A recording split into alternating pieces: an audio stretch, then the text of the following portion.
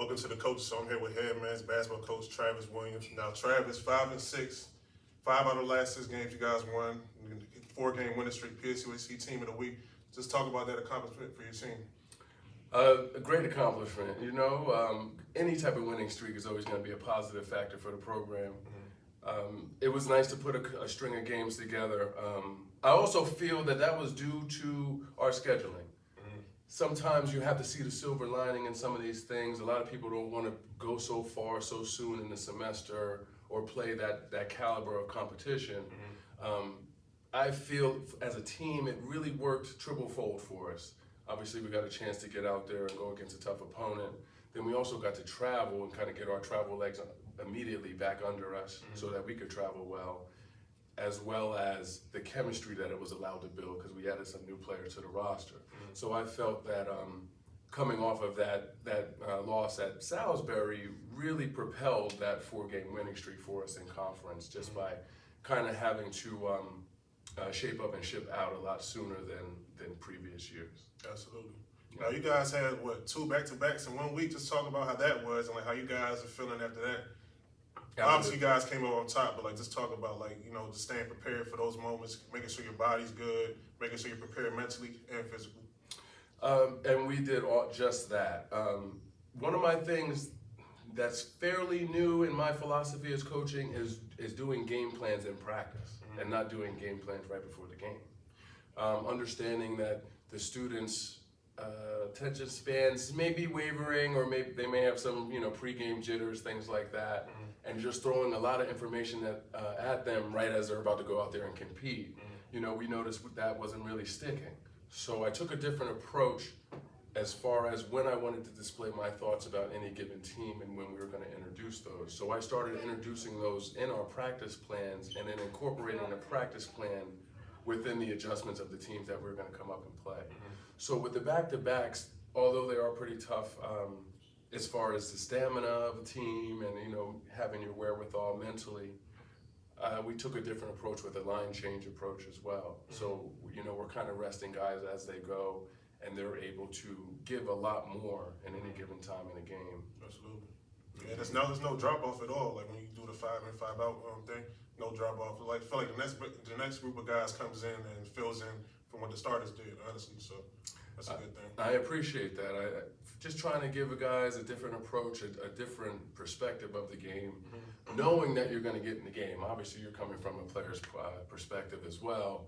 Just, if you're subbing traditionally, you might not know when that opportunity is going to come. Yeah. The guy above you may stay out of foul trouble, may be playing well that day, doing a whole bunch of other things that will limit you from getting on the floor. But with this approach, you at least can get your visualization down, kind of pick up your vibration and know that you're going to have an opportunity to go in there and affect the game always. Definitely. No, that's cool. That's dope.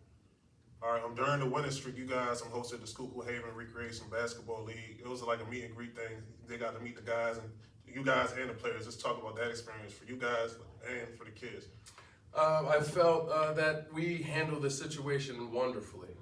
My guys were, we didn't really do too much prepping, but we've had a couple youth groups come in for practices, and we've interacted here, obviously with camp as well over the summer. So I felt that it was wonderful for the guys to get out and obviously give back to the community, but also be those early role models for some of the local kids in the community, allowing them to look up to a college basketball player. I mean, sometimes people don't understand having access to a college program like that is a luxury, regardless of where you are. Where you are, what level, honestly. And then on the flip side of that, for the young kids, coming in here, running out from the smoke and the lights, having everything, having the whole day kind of geared around them, walking out on the floor in front of the fans. I feel like that's great because some of us don't even get that opportunity in our whole lives until we graduate, True. So now you're getting these little ones out there running out and building up their confidence, allowing them to see their succession. And the motivating factor for both parties, I feel, are, when you're really young, there's plenty to learn from someone older, and when you're older, there's a lot to learn from someone younger. Absolutely. A lot to give back too. Just from how maybe a 3 or 4 or 5 or 6 year old young man or woman sees the world. You know, they may say something really quirky or really smart or cute, as we like to phrase it all the time, but that could have a resounding effect on those players or on even myself. You know, so I feel that it was wonderful all the way around. It was a great night for the program. The AD, you know, Kayla Felty did a wonderful job, you know, correlating and really bringing that event together. So I feel there should be more of that moving forward, you know, in any capacity. You know, just reach out to us. You know, we're a campus that's always willing to support the community and especially the youth. You know, so if anybody's thinking about that opportunity for their youth programs, definitely just give us a call. Yeah, it was definitely a cool experience. Now, also during that week, Deshaun Dixon, he averaged almost 20 and 10, his PSWC Player of the Week. Just talk about his play and what he brought to the team during the week. You know, I just coined the term Old Faithful. You know, I'm looking in the box scores, and that's just the first thing that came to mind, you know, and then it also touched my heart.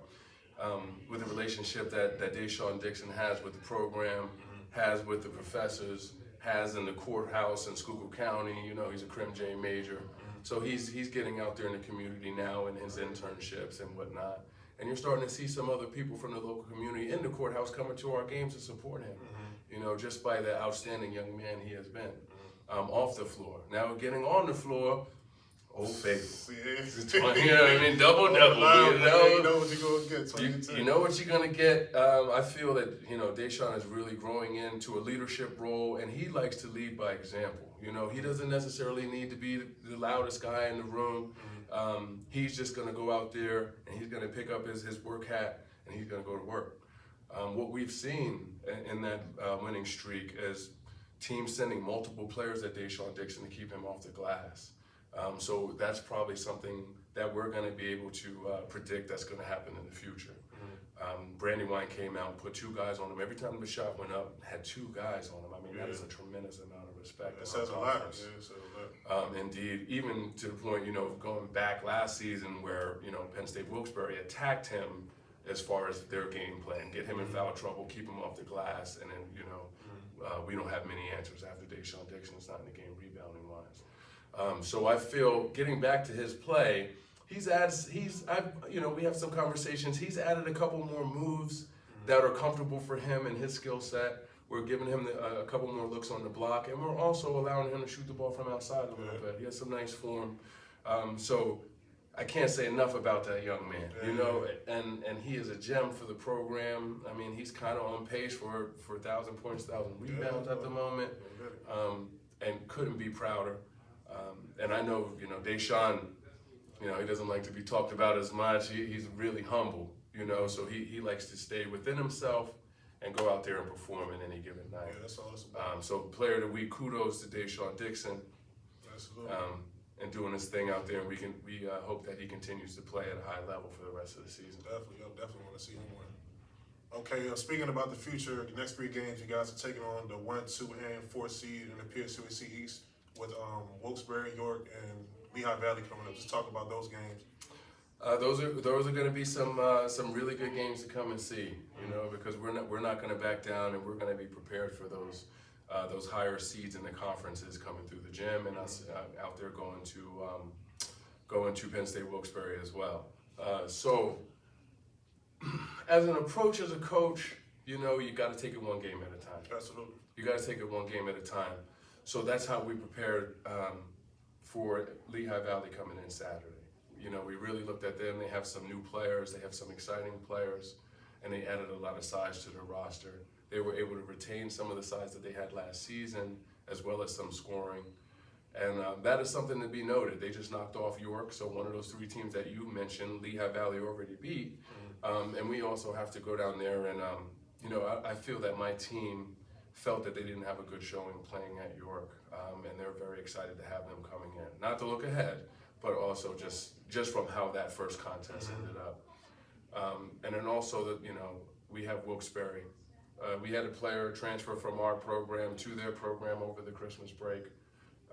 So as far as that, you know, guys really have that knotted out on the calendar as well. And I believe some people on campus here, you know, who have done a great deal for the player who transferred out, are just, you know, very interested to see how things will go in that game.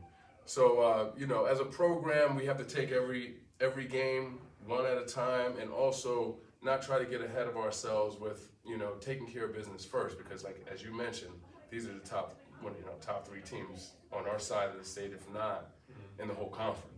So really need to take care of business. I think it's going to be a great test for us to see how we move forward.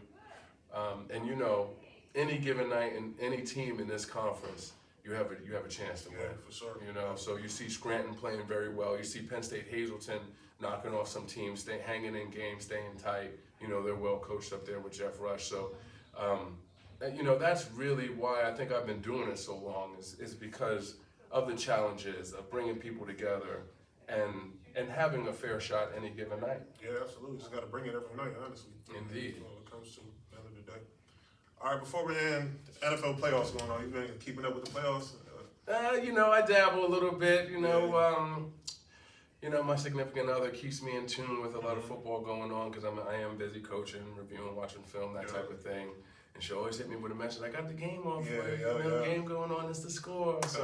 So I am pretty privy to it. Yeah. I feel comfortable to answer some questions about that. No, it's pretty much the same thing, honestly. I haven't really been keeping up, but, you know, try to watch the big games as much as I can, honestly. All right, so we got Baltimore, Kansas City, San Francisco, Detroit. Who do you got coming out of East Conference and winning the whole thing?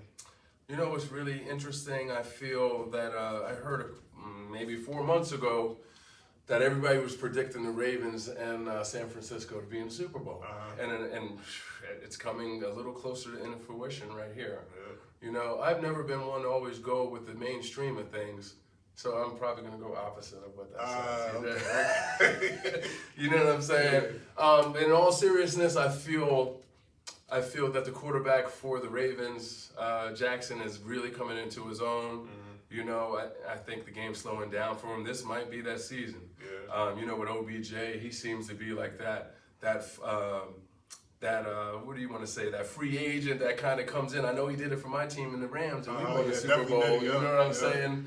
And ironically, you know, we beat that team with OBJ to kind of get our look to get to the Super Bowl. So I'd have to say the Ravens are favored. You know, Chiefs, I mean, they kind of had it their year last year. I think they have an opportunity to 2P, but I don't know. It seems like a lot of distractions. But then again, if Patrick Mahomes continues to run the ball out of the pocket, they're going to be really tough to beat. He's a bad boy. He definitely is a bad boy running the ball. Yes, and I feel these two programs, with the Chiefs and the Ravens, I think it's just going to be a battle of the ages, you know. Yeah. And looking very forward to that game. But I'm going to take the Chiefs. Okay. Take the Chiefs on that. Lions and San Francisco. Now we're talking all defense here. 2 defensive teams. Debo's tough, you know. He's a tough guy, multifaceted, utility guy, can do a lot of different things. Lions, you know, I really always am going to root for the underdog in our country. I feel like that's a staple of our culture, you know, not really going with the favorites all the time. Man, you know, San Francisco hasn't been around these conversations for quite some time, you know. But I'm going to go with the Lions here. I'm going to go with a team of fate.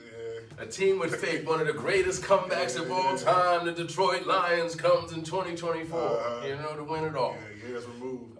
So maybe they want to stay locked in. Maybe they have the whole city on their back. We know, you know, there's been some interesting things going on with their city. And I feel that, you know, they could use a championship. Yeah, that would be great for them for sure. That would be amazing for Detroit, you know. Shout out there to Michigan Dearborn. Shout out. Yeah, that's it for the coaches, though. Thanks for stopping by, Travis. Thanks so much, man. Always a pleasure, brother. Have a